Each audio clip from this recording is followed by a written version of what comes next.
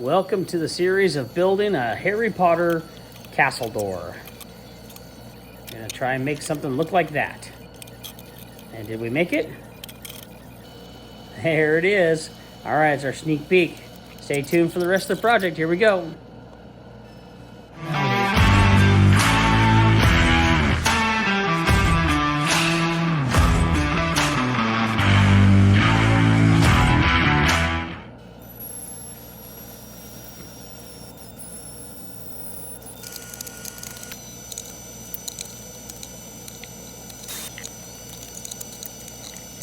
Taking that $20 Habitat for Humanity door, cutting it down to the right size to work for us. Making it down to a 34-inch wide, about 76 inches tall, I think. Laying out my new grooves I want to put in it to make it look like it has individual slats on this door. That's how it looked up close.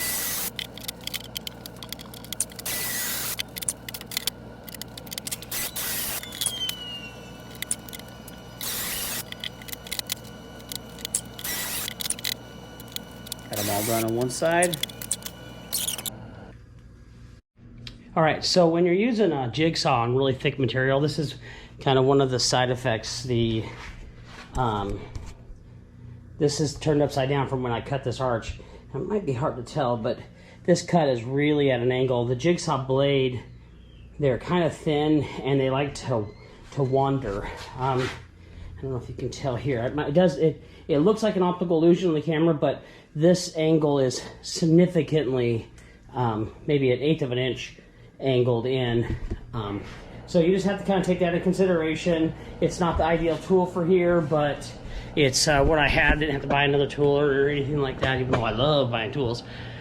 So it's just one of those things. I'll have to take the belt sander and kind of round it up a little bit to make it more squarer.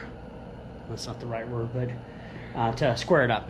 But yeah, so you just kind of take that kind of stuff into consideration when you're building it, and then clean it up as you go. So we got our micro cuts in it. It's just gonna represent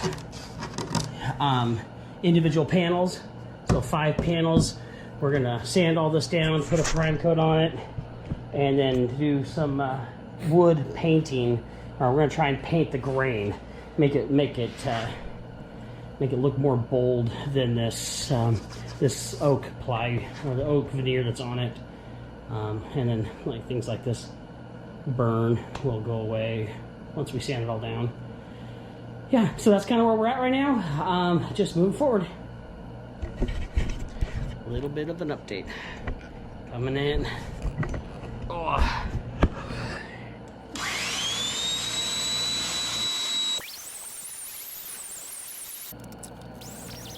All right, that's looking a lot better.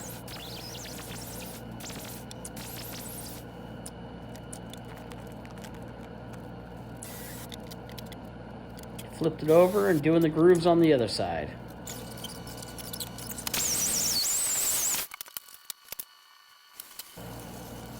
Taking some wood filler, filling in the imperfections of that particle board edging from this solid core commercial grade door. Doesn't take much. One coat of this, little sanding. There might be a little bit of touch up in there. While that's drying, I'm going to do some practice cuts on an extra piece of wood about the same size as our jambs. This is called kerfing the wood, when you cut one side of it to help the board bend.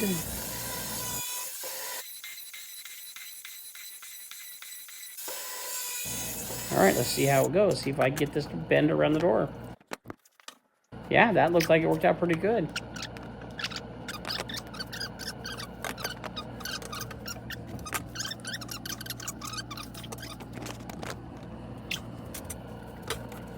All right, time to take the 2 pieces for the jamb and put lots of cuts in them.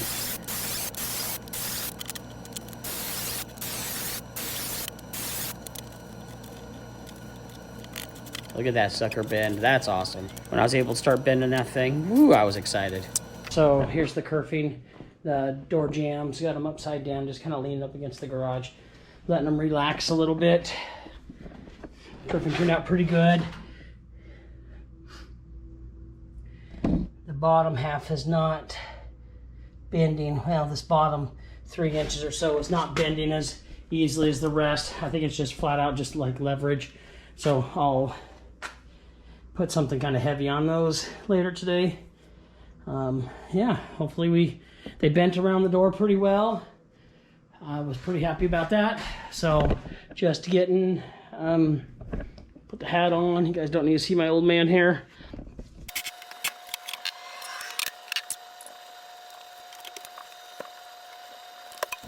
Time to start building the jig for the door jamb.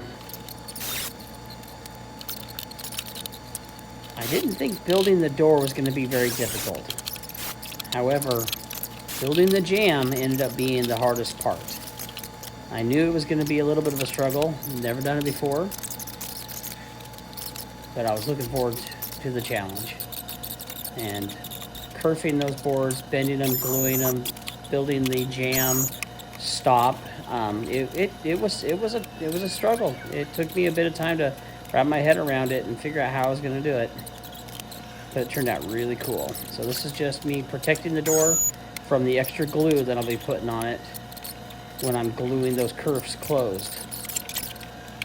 I added that piece of melamine around it to protect it and to give it the proper gap so the door will fit in the jamb properly. If I build this jamb up tight, that melamine will help give it the proper gap. Just putting some jig stops in there.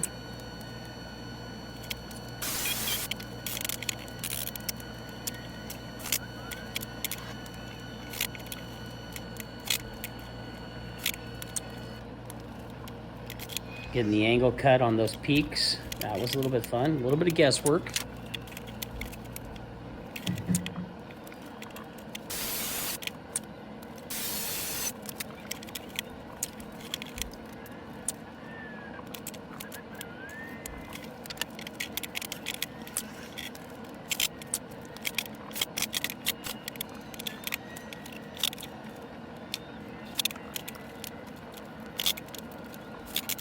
My saw was already set up for the right angle from the other side, so this one was a lot easier.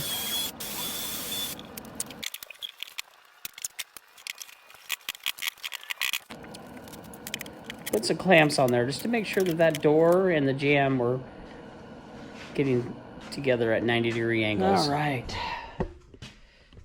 So I am trying to do this as a rough carpentry. I don't have a big, huge wood shop. Although I've got some really good friends that have some nice wood shops, so I could have taken this to their project, to their shop, and performed all this in an actual cabinet shop, furniture shop. But that wasn't the intent. The intent and how I budgeted it was to build this with some pretty basic tools, the tools that I carry around in our job trailer or the back of my truck, in either way. So I've only got this side glued up. I don't have that side glued up. I just flat out ran out of time. So I might sneak out here a little bit later after dinner and glue the rest of it up. I've still got to figure out a way to pin the left and the right together at the top to make that top really strong. I might do a couple 1/4-inch wood dowels right through it. So you kind of see where I'm at with this. We got a little bit closer detail. You guys saw me earlier putting in the... here, let me adjust this so I can use it better or different. So here's my 1/4-inch filler strips. They're melamine, so one side's really shiny and smooth. My glue won't fit on it. And since my table is all wonky, I just really wanted to make sure that the table or the door and the jamb was glued up somewhat at a 90-degree angle. So when I go to install it, it won't look crazy or anything. So yeah, there we go. You can see on a couple of these when I was measuring out my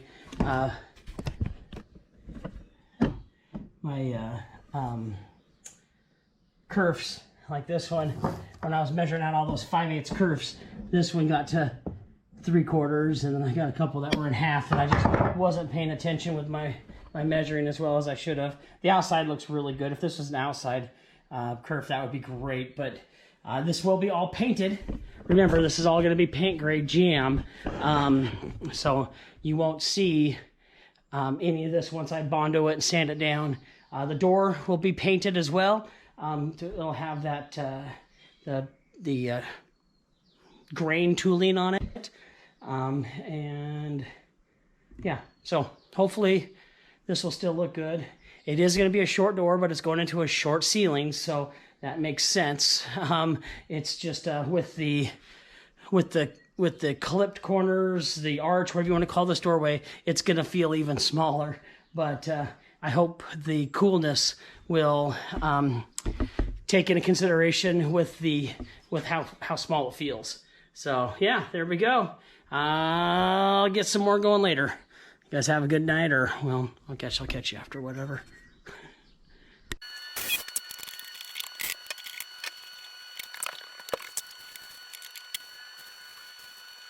Went ahead and put some wax paper under it so I didn't accidentally glue everything down to the plywood table.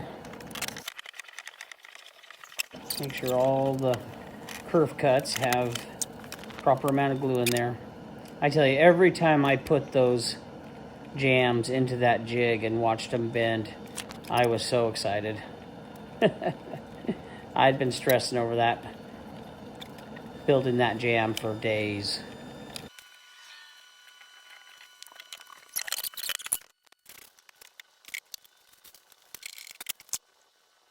Gonna put some base color down on that as a practice area.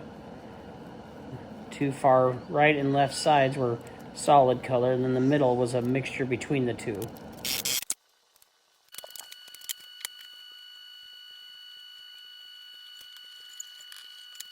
There's the jam stop. That's what the door actually shuts against.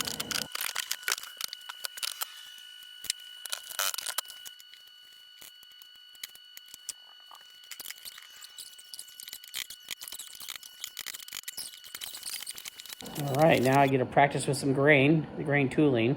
Dark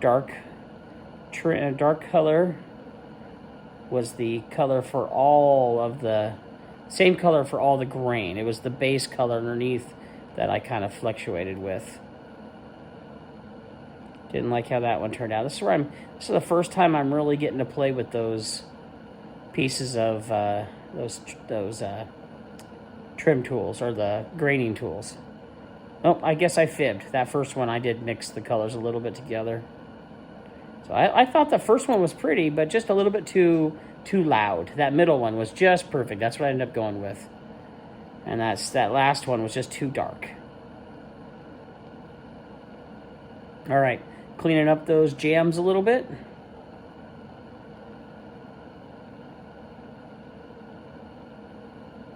Time to start popping it out of the jig. A little bit more cleanup on the jams, a little bit of putty here and there to fill in some of those empty spots. Rounding over those edges, making everything nice and pretty. Cleaning up my plywood so I can reuse it for something else later.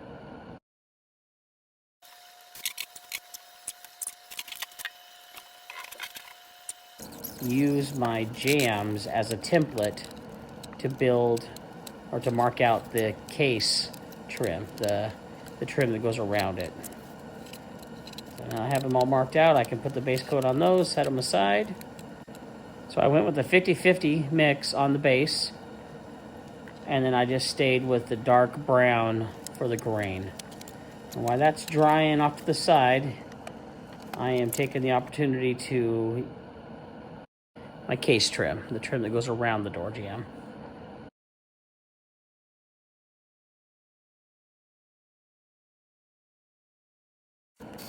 Cleaning those cuts up on the big belt sander, big belt and disc sander.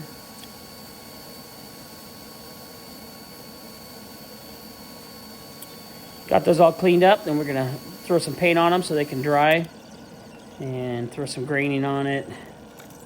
Get those out of the way. Those are going to end up being reshaped and cut later. Once we got them to the job site, it didn't work out quite as well as I'd hoped by pre-forming them, but it was a good pattern to start with. All right, putting the tooling or the graining on the jambs themselves. Now getting ready to prep up these doors for some more graining. This is the first side. Didn't go quite as well as I'd hoped, or the filming of it didn't go quite as well as I'd hoped. But you'll see a lot better on the second side. One of the parts I like about this grain tooling is if you mess up, it's not really a big deal. As long as you're not working in like a really hot environment where the paint's going to be drying faster than you can work it. You can see here just the moment I run the graining tool over it, and I don't like how it looks at all, so I just grab the roller and spread it back out again, and do it again. All right, ripping it all off. I'm going to have my teenage boys come out and give me a hand flipping this door over.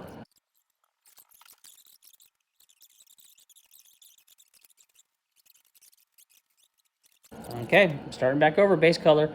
I'll get that base color on, and then I call it a night and come out the next morning and start doing the trim. Oh, there's the next morning. Or not the trim. The actual graining. So here we are the next morning. I'm getting the graining on real quick. I'm feeling a lot more comfortable about it. Just knocking it out real fast. Zing, zang, zoom. There we go.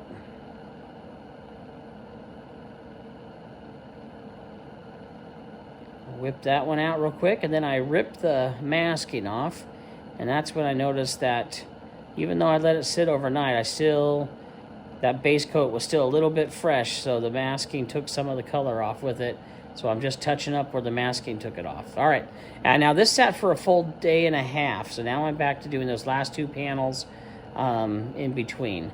I suppose if you're really good with your paint and really good with your tooling, you could probably do this whole thing pretty easily without the masking. I just wasn't that. I was pretty new at it, and I wanted to be careful. I wanted each one of those 5 slats to look totally independent. There you go. That's my 17-year-old son holding it.